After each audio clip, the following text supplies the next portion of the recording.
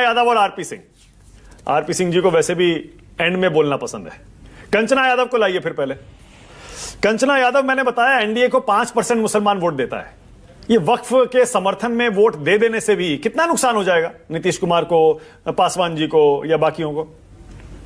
देखिए, इसमें अभी अनुप्रिया जी ने कहा कि हम वोट की राजनीति नहीं करते मानक जी, तो हम इनसे कहना चाह रहे हैं कि आप वोट की राजनीति कर भी नहीं सकते, क्योंकि भाजपा आपके साथ चोट की राजनीति कर रही है, जिसकी भरपाई आप लोग कर नहीं सकते। और स्वर्गीय रामविलास पासवान जी का नाम लिए उनके पार्टी के प्रवक्ता, तो मैं कहना चाहूंगी कि स्वर्गीय रामविलास पासवान जी इस्तीफा भी दे दिए थे गोधरा कांड के बाद, लेकिन चिराग पासवान जी की रीढ़ की हड्डी सीधी है या नहीं, इस पे तो मुझे अब डाउट हो रहा है, हमारे पूरी पार्टी को डाउट हो रहा है, बिहार की जनता को डाउट हो रहा है कि क्या उन्हीं के बेटे क्या मुसलमानों के लिए, इस देश के सेकुलरिज्म प्रिंसिपल के लिए स्टैंड नहीं ले सकते? तो इस पे आपकी रीढ़ की हड्डी सीधी या नहीं, इस पर हमें डाउट है। बाकी आप वकील हैं, और वकील है तो इतने समझदार है कि 1995 का लॉ आप पढ़ रहे थे, और उसी में साफ साफ लिखा हुआ है कि अगर कोई ट्रिब्यूनल कोई जस्टिस देता है तो उसको हाई कोर्ट रिव्यू कर सकता है, इवन अपने आप से भी रिव्यू कर सकता है। और इन स्पेशल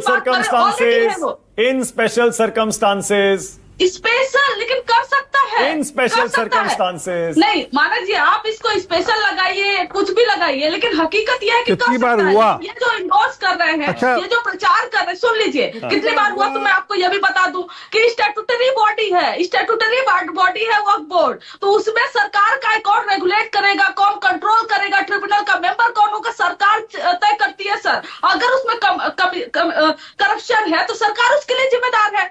तो आप बताइए कि सरकार अपनी जिम्मेदारी से भागने के लिए उसको इस तरह से क्यों प्रोजेक्ट कर रही है कि वो एक प्राइवेट बॉडी है, इस तरह से क्यों प्रोजेक्ट कर रही है कि महिला उसमें पहले से नहीं है, इस तरह से क्यों प्रोजेक्ट कर रही है कि हाई कोर्ट अपने आप से डिसीजन नहीं ले सकता अगर कोई केस को उसको रिव्यू करना है। तो पूरा का पूरा फेक प्रोपेगेंडा इनका तैयार किया गया। क्यों? क्योंकि जदयू को चोट की राजनीति इस बार देनी है, भारतीय जनता पार्टी को चिराग पासवान जी को चोट की राजनीति देनी है इस बार 2025 के इलेक्शन में, लेकिन इनको नहीं समझ में आएगा, क्योंकि कुर्सी से ऐसा समझौता है चिराग पासवान जी का कि कुर्सी के बिना तो वो जैसे रह ही नहीं सकते। अरे कुर्सी त्याग दीजिए, बिहार की जनता है। कंचना देखिए, एक सेकंड, ये तो कॉमन सेंस है।